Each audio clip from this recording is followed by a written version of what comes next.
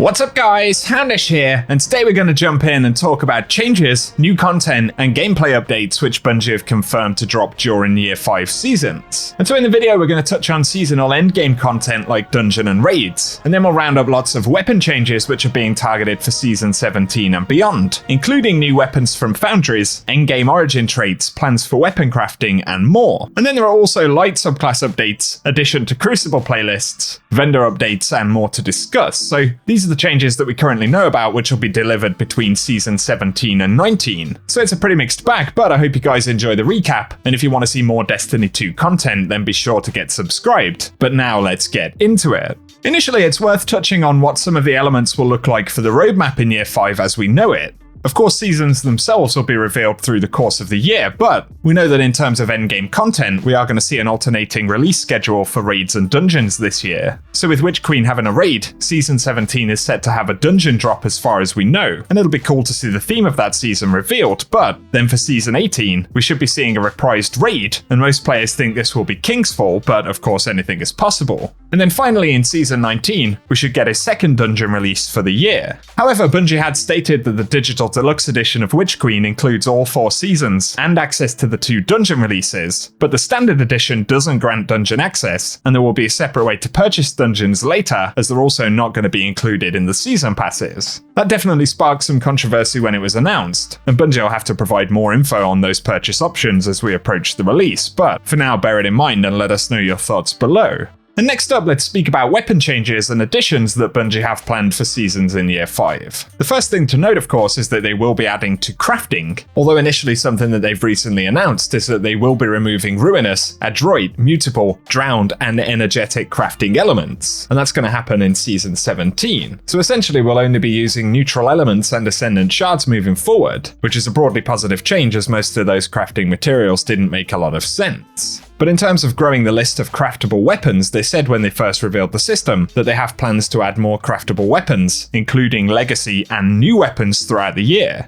And so weapon crafting is going to be a component of upcoming releases, and we're bound to get plenty of new weapons, but when they discussed legacy weapons, they specifically showed Seraph weapons, suggesting that these could be in line to be reprised. Plus, as a side note, the Warmind theme itself has a decent chance of being featured for a season based on what we've seen in the story. And then separate to crafting, they've confirmed that we are going to see new origin traits each season. And specifically they said they expect to ship around 3 new ones each season after Season 16. So, for example, that could be one for Season 17, one for the raid or dungeon, and one for the seasonal event until we have one for each event. And with there presumably being a dungeon for Season 17, that confirms that we will see an origin trait for those dungeon weapons. But Bungie have also said that they'll be adding seasonal foundry weapons, and they said that players can expect to see weapon foundries receive new additions each season for the year following the Witch Queen, with some fun surprises thrown in later in the year. A lot of the other weapon stuff that we know about though is geared towards sandbox tuning, and they've said in Season 17 there'll be a set of PvP focused weapon changes, and this will include new ways for players to build flinch resistance on weapons. So that'll be interesting, but also balance tuning for primary weapons, and they teased potential adjustments to lightweight frame pulse rifles.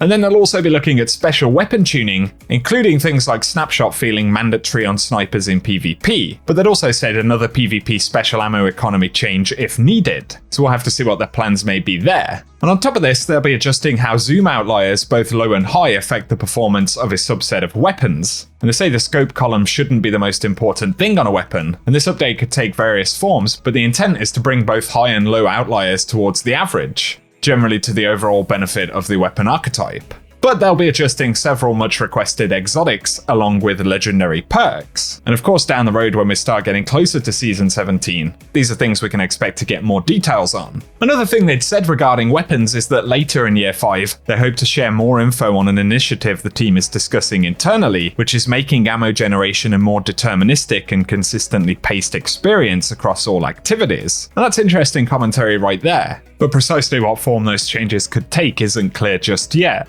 The other thing that we can expect to see later in the year is a settings option in the works for Full Auto, and they say they're hoping to ship this for a season after Witch Queen launches, and of course for the moment we still have the weapon mod. So between the sandbox and introducing new weapons, origin traits and things like that, Bungie have given us a little bit of an idea of some of the stuff that they'll be looking at over the next few seasons. A separate thing in this sandbox though worth bearing in mind, of course, are light subclass upgrades. And initially we've got Void 3.0 for Witch Queen, but we are going to be seeing Arc and Solar updated, and they're going to be presented in the same way as Stasis and Void 3.0. So those subclass upgrades will be a fairly significant overhaul, but we'll have to wait on Bungie's announcements for which class is up next, as well as the seasons where we can expect to see those changes. But moving more towards playlists, vendors, and rewards. For Trials of Osiris, all that Bungie have said at the moment is that there will be some Adept reward changes coming for Season 17, and those are going to be previewed later on this season. And then additionally, the Iron Banner is going to be reworked in Season 17 as well. This looks like it will even tie into the narrative that we've seen as part of Season of the Risen. And Bungie have pointed out that Iron Banner bounties are going to be removed at the end of Season 16,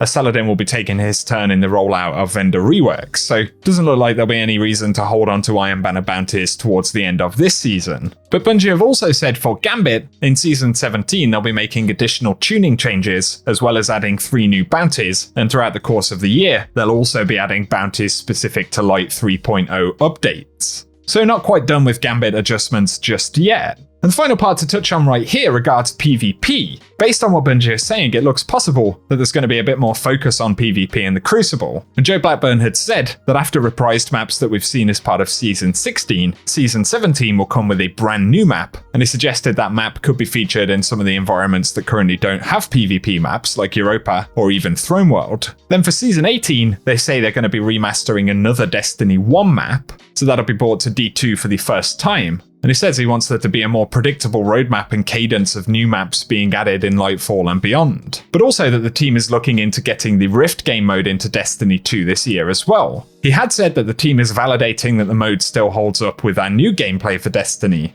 and that the team is also juggling potentially multiple brand new modes for the year. And so it isn't concrete by any means that we're going to see Rift or any other specific mode added, but Bungie are trying to zero in on what kind of game modes they can introduce. And all being well, any resulting content from that could drop later on towards the end of Year 5. And so there definitely are quite a few changes and things that Bungie have hinted towards, some of them more concrete than others. But once again, it gives us a bit of a recap of the things they touched on before the launch of Witch Queen, and those that remain for future seasons this year. And so as always, I hope the video has been useful today, guys. Give us any thoughts you have down below, any themes for seasons that you'd love to see this year, or your thoughts on any of the specific changes. But if you've enjoyed the video, a rating down below really does help us out on the channel as well. And if you're new around here, definitely get subscribed so I can keep you updated with everything related to the game. But otherwise, thanks as always for tuning in, and I hope you guys have an awesome day.